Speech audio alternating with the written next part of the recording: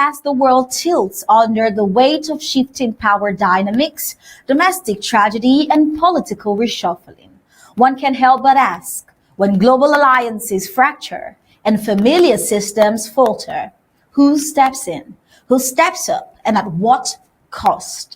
From President Trump's sweeping tariff challenge to nations drifting towards BRICS to Elon Musk's sudden leap into third-party politics amid a growing rift with the White House, American leadership finds itself redrawing the lines of diplomacy and ideology.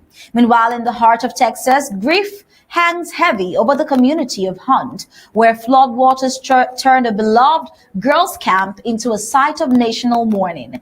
And in Gaza, fragile ceasefire talks signal both hope and hardline positioning, with the United States once again at the center of global negotiations. Each headline today tells of disruption, realignment, or heartbreak. But together, they ask a deeper question about the cost of power, the pace of change, and the burden of leadership in times of uncertainty. Welcome to the Flash News. I am Star Smart. Let's begin.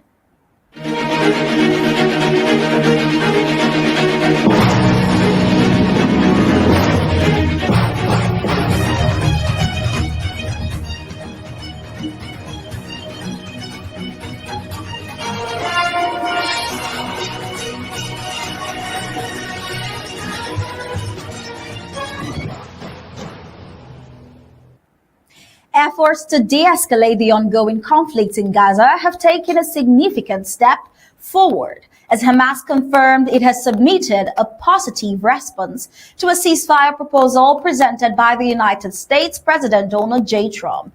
The proposal outlines a 60-day cessation of hostilities aimed at opening humanitarian corridors and setting the stage for broader negotiations. The Trump administration, which has taken a firm stance in backing Israel's right to self-defense while promoting sustainable regional stability, has been working behind the scenes with mediators in Qatar and Egypt to broker a resolution to the months-long war. Now, the proposed ceasefire, insiders say, emphasizes humanitarian relief, prisoner swaps, and temporary withdrawal of combatants from high-density zones, while maintaining key security parameters. Speaking on Sunday evening from the White House, you can hear optimism as well as caution from President Donald Trump about the issue. They said they gave me a positive response. Well, that's good. I mean, I've heard that, but they haven't briefed me on it yet. I think they're going to be positive about it. We have to get it over with. There could be a Gaza deal next week. Yeah. How optimistic are you? I'm very optimistic, but, look, it changes from day to day. Well, President Donald Trump described the Hamas response as constructive but incomplete, noting that certain amendments requested by the group are still under review. He says we're closer than ever before. But Israel's safety is non-negotiable, and the agreement must guarantee a future free of rocket fires and hostages. Well, Israeli Prime Minister Benjamin Netanyahu is scheduled to meet President Trump in Washington this week to finalize the framework of the deal. Netanyahu's visit signals growing openness from the Israeli side, although sources confirm that Israel remains wary of any provisions that may limit its ability to act against militant cells. The backdrop to this potential breakthrough comes after months of intense fighting in Gaza and beyond, following Iran's direct involvement earlier this year and the surprise Houthi aggression across the Red Sea. Israel expanded its campaign briefly into Yemen, striking Houthi strongholds, including a power plant and key ports used for weapons transfers. Now, this came after a brief ceasefire with Iran was brokered on the Omani mediation, a diplomatic first in the Iran-Israel conflict. Now, the situation remains delicate. Israel's strike in Yemen drew criticism from some international bodies, yet Washington has maintained that Israel acted within its right to deter future regional threats. With Yemen's Houthi forces reportedly rearming and Tehran's influence looming large, the ceasefire proposal marks a rare moment of consensus building in a highly fractured landscape. As of Monday, today, July 7th, mediators in Cairo are reportedly reviewing Hamas amendments. President Trump and his advisors are expected to consult the United States congressional leaders ahead of the Netanyahu visit, indicating the administration's intent to secure bipartisan backing for what could be the first meaningful step towards ending the Gaza war since the conflict reignited in late 2023. Now, observers say this moment carries echoes of past ceasefire efforts, but with a more assertive American diplomatic imprint. Whether this will lead to lasting peace remains uncertain. But for now, the region holds its breath as Washington becomes the unlikely center of Middle Eastern calm. Away from Middle Eastern wars, we see Portugal and the famous footballer brothers Diogo Jota and Silva Andre. The streets of Porto fell silent this past weekend as Portugal paid its final respect to one of its brightest footballing stars, Diogo Jota, and his brother Andre Silva, in a funeral that brought together football giants, tearful fans, and global tributes. Now, the funeral held on Saturday, July 5th, drew thousands from Liverpool teammates to national leaders and the wider football community, mourning the tragic deaths of the Jota brothers in what authorities have now confirmed was a high-speed crash on a mountain road in northern Portugal. The brothers were reportedly en route to their family home in Massarelos after Diogo's off-season training when their vehicle lost control, plummeting down a steep ravine near Penafiel. Emergency services arrived within minutes, but the scene revealed the depth of the tragedy. Both men were pronounced dead on the scene. Jota, only 28, had recently extended his contract with Liverpool and was preparing for Portugal's Olympic training camp later this month. His younger brother Andre, a semi-professional midfielder, was said to be exploring a transfer to a second-tier Spanish side. Portuguese national coach Roberto Martinez spoke at the funeral with visible emotion, saying, "Today we're not just Portuguese, we're not just footballers, we're one family, united by grief and by the memories of two incredible young men whose lives were dedicated to the sport and to each other." Other global figures such as Prime Minister Keir Starmer of the United Kingdom, Simone Inzaghi, his former coach Enzo Maresca, Chelsea's coach, amongst others, spoke about the loss of these two footballer brothers, Jota, Diogo, and Andre Silva. Let's take a listen. There are millions of Liverpool fans, but also football fans, non-fans, who will also be shocked by this. Ma chiaramente oggi sappiamo tutti che è un giorno triste per quello che è accaduto a Diogo e Andre Jota. Purtroppo sono cose che non dovrebbero succedere, è successo e chiaramente noi ne siamo tutti consapevoli. In più in squadra abbiamo due. Yeah, it's a very sad day. I struggle to find words because it's very difficult. And, the feeling that you have is that you feel a little bit, helpless in this kind of situation. And the only thing I can say, all my love to, his family, the people that in this moment, it's a big tragedy for them. And then in terms of Pedro, it's very sad, probably more than sad, but Courtesy of Aru Digital, we got those video tributes. Well, the ceremony was held at the iconic Igreja de São Francisco in downtown Porto. Liverpool's Jurgen Klopp, visibly shaken, was among those who carried Diogo Jota's casket. flanked by Premier League and UEFA officials. A tribute mural is now being painted across the Anfield Stadium wall, where fans have laid thousands of flowers, scarves, and notes. Portuguese President Marcelo Rebelo de Sousa called Jota a patriot on and off the pitch, praising the striker's role in promoting Portugal globally and his advocacy for youth sports funding. British Prime Minister David Lammy was also extended condolences, citing Jota's unforgettable legacy in the Premier League and in the hearts of many young fans.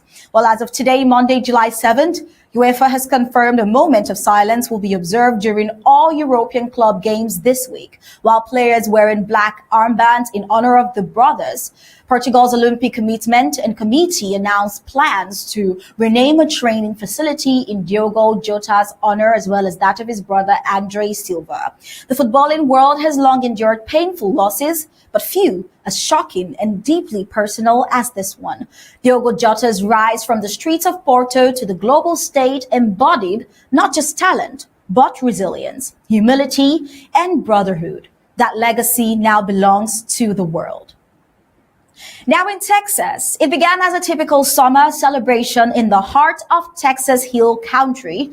Laughter echoed through cabins, hymns rose over the Guadalupe River, and dozens of families celebrated the holiday spirit at one of the state's oldest all-girls Christian camps. But by the morning of July 4th, that joy had been replaced with a nightmare. A sudden catastrophic flood struck Camp Mystic, transforming the cherished retreat into the center of a statewide disaster and national heartbreak. As of this morning, at least 82 people are confirmed dead across central Texas, including over 28 children and 40 adults, while more than 41 remain missing. Now, the disaster was triggered by a massive, slow-moving storm system that dumped over 6 inches of rain in just under 3 hours across parts of Kerr County.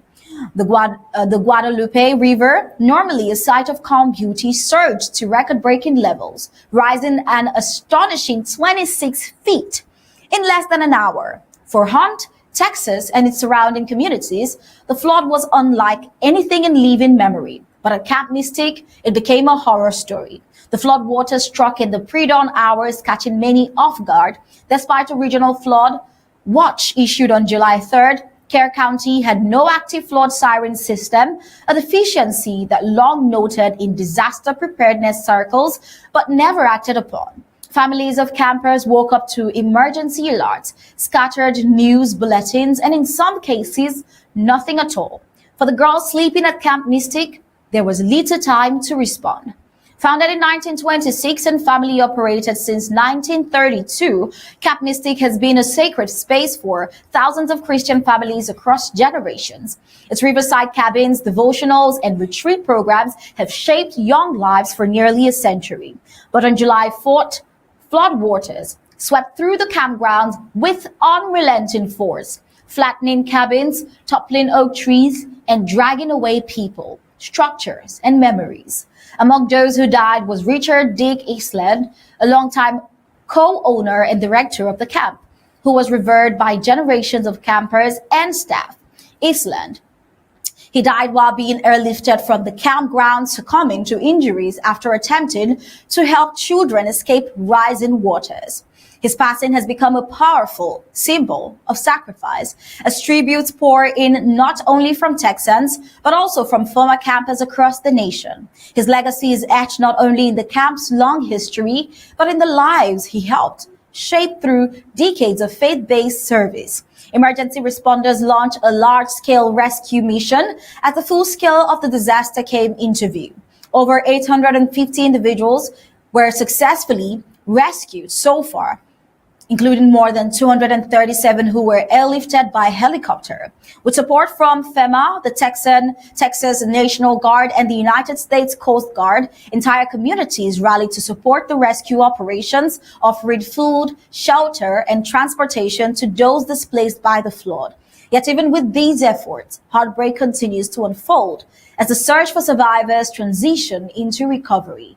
10 girls and 1 counselor from Camp Mystic are still unaccounted for. Across the state, vigils were held over the weekend. Flags flew at half-mast in Austin, and Sunday church services in Houston, San Antonio, and Dallas were filled with prayers for the families of the dead and missing persons. Now, President Trump declared a federal disaster zone for the affected counties and commended the bravery of Texas responders. In a statement on Sunday evening, he said, "Our heart breaks for the families who have lost loved ones. In times like this, we are reminded of what truly binds us together: faith, community, and the courage to stand by one another." But beyond the grief and recovery, questions are mounting. Chief amongst them is why Carroll County, which lies in the known flood zone, still lacks a siren system or automated flood alerts for sleeping residents. Proposals to install a warning system date way back nearly a decade ago, yet no action has been taken so far. Now, with the cost measured in innocent lives, local leaders are under scrutiny. Texas State Senator Mary Gallagher has called for a full investigation into the county's preparedness, while families of the victims demand accountability and systemic change. The weather remains unstable. Additional storms forecasted for the coming week could complicate ongoing rescue and recovery efforts, particularly near downstream regions like Lake Travis. Engineers and first responders are now racing to assess dam stability and river swell patterns to prevent a second wave of disaster.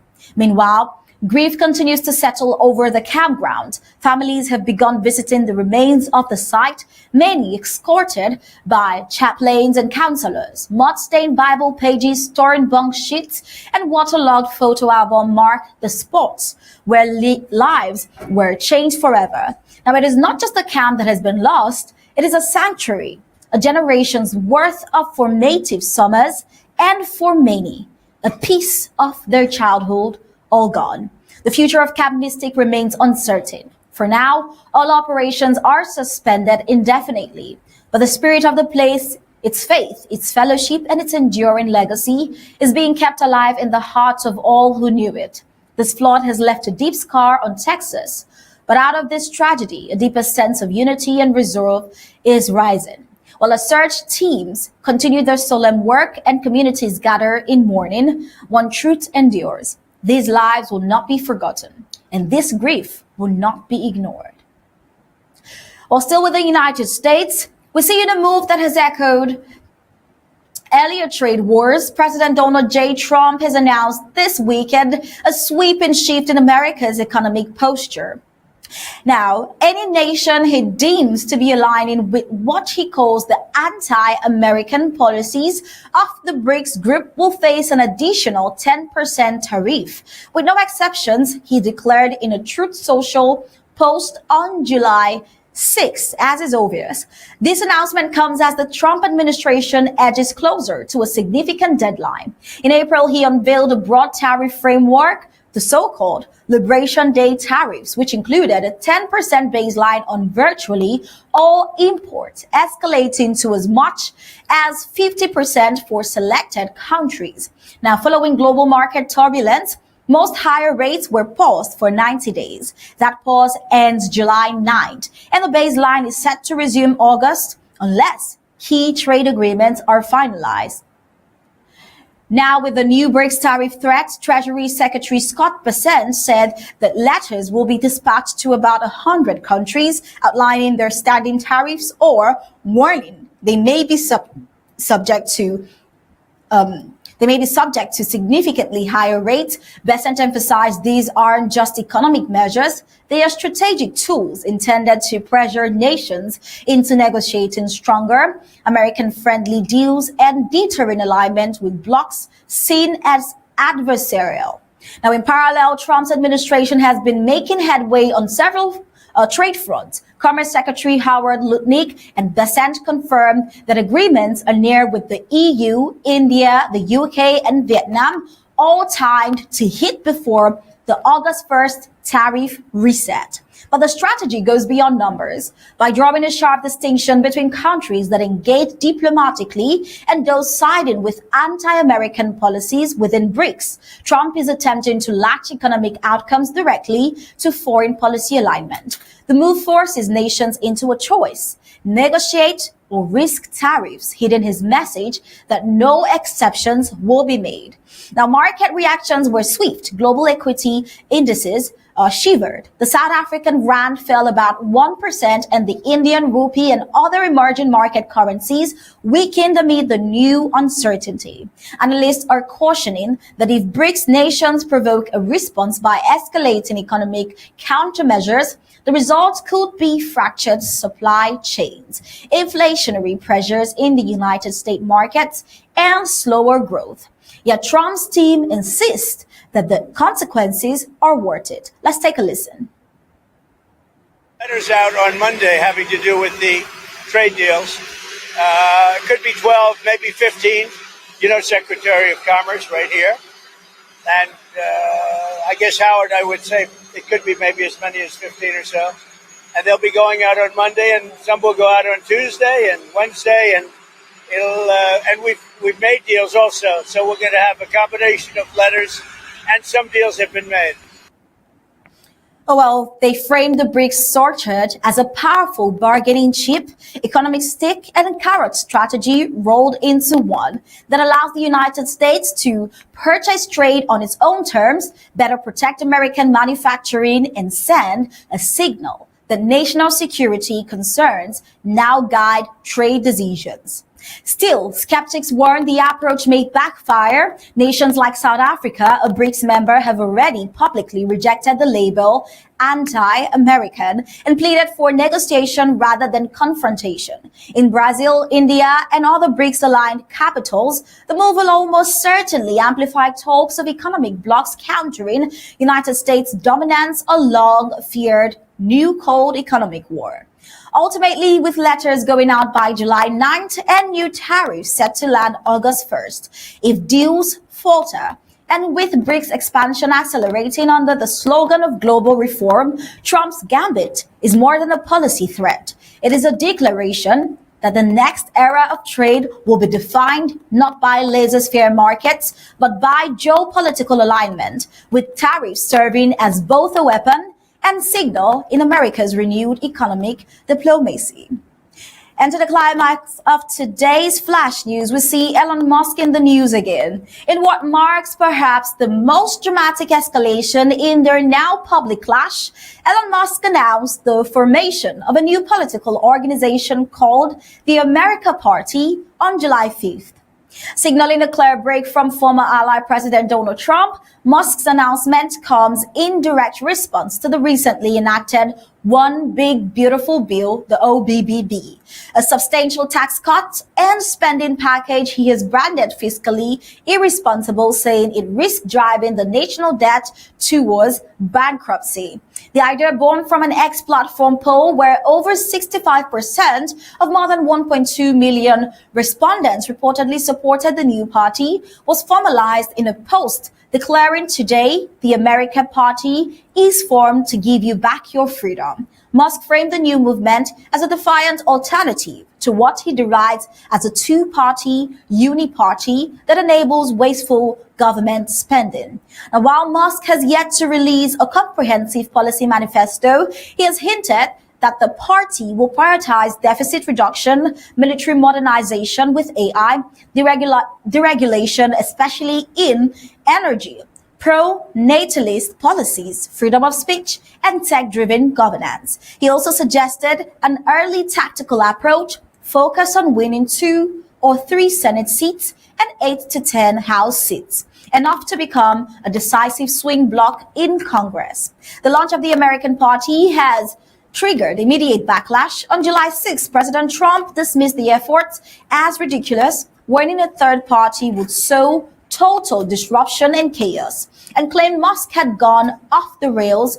Treasury Secretary Scott Bessent also expressed skepticism, questioning Musk's popularity and cautioning that investors expect Musk to remain focused on Tesla and SpaceX. Musk's political play has economic reverberations as well. In response to the party's announcement, Tesla shares dropped more than 7% in pre-market trading, erasing an estimated $70 billion in market value as shareholders raised concerns about Musk's divided attention and possible regulatory retaliation. Now, adding to the complexity, Musk America's PAC, a super PAC created in 2024, was instrumental in supporting Trump's 2024 campaign with over $118 million in contributions and helped fund state-level contests like the Wisconsin Supreme Court race. But then Musk has signaled a shift. He publicly opposed the BBB, Big Beautiful Bill, even as Trump signed it into law and stepped down from his brief role heading Trump's Department of Government Efficiency, DOGE, in May. Yet forming a national political party in the United States is a daunting task, even for someone of Musk's resources. And President Donald Trump did not hesitate to warn about it while sarcastically encouraging Elon Musk to give it a go. Let's take a listen. I think it's ridiculous to start a third party. We have a tremendous success with the Republican Party. The Democrats have lost their way, but it's always been a two-party system. And I think starting a third party just adds to confusion.